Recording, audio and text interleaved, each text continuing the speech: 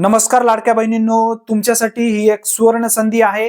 18,000 रुपये लाडकी बहीण योजनेमधून जर तुम्हाला मिळवायचे असेल तर काय संधी असणार आहे या संदर्भातील माहिती राज्याचे महिला व बाल विकास मंत्री अदिती तटकरे यांच्या माध्यमातून देण्यात आली आहे। हे 18,000 रुपये तुम्हाला कशा पद्धतीने मिळणार आहेत, 18,000 रुपयांसाठी काय करावं लागणार आहे याबद्दलची पूर्ण माहिती आपण या व्हिडिओच्या माध्यमातून समजून घेणार आहोत। त्यासाठी नक्की हा व्हिडिओ शेवटपर्यंत पहा।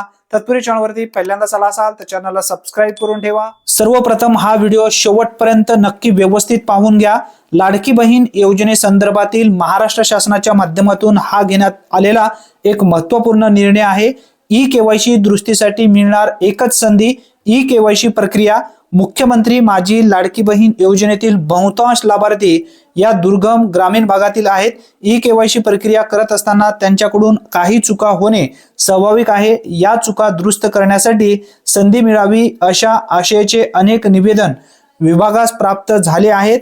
यासाठी सदर योजना ही महिला सक्षमीकरणाच्या हेतूने राबवण्यात येत आहे। म्हणूनच या महिलांना ई-केवायसी करताना झालेली चूक सुधारण्याची ही एक अंतिम संधी देण्यात येत आहे। हीच बाब लक्षात घेऊन ई-केवायसी मध्ये केवळ एकदाच सुधारणा करण्याची अंतिम संधी 31 डिसेंबर 2025 पर्यंत देण्यात येत आहे। हे लक्षात ठेवा। पूर्वी जेव्हा तुम्ही ई-केवायसी केला असेल, जर तुमची चूक झाली असेल तर ही शेवटची संधी आहे। जर तुम्ही त्याच पद्धतीने जर ठेवला असता तर तुमचे 18,000 रुपये जे काही वर्षाला तुम्हाला मिळत आहेत, प्रति महिन्याला 1500 रुपये, ते तुम्हाला बंद झाले असते। ही एक राज्य सरकारच्या माध्यमातून शेवटची संधी आहे। जर तुमची चूक झाली असेल तर चुकीची दुरुस्ती लवकरात लवकर करून घ्या।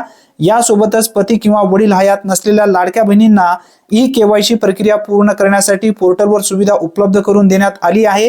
ही प्रक्रिया अधिक सुलभ व सोपी असावी। जास्तीत जास्त लाडक्या बहिणींना मुख्यमंत्री माझी लाडकी बहीण योजनेचा लाभ मिळावा यासाठी महिला व बाल विकास विभाग कटिबद्ध आहे, असा उल्लेख अदिती वरदा सुनील तटकरे, मंत्री महिला व बाल विकास महाराष्ट्र शासन यांच्या माध्यमातून देण्यात आली आहे। ज्या लाभार्थ्यांनी आतापर्यंत ई-केवायसी केलेले नाही आहेत, या ठिकाणी 2 व्हिडिओ लावलेले आहेत। व्हिडिओच्या शेवटी त्यावरती टच करा।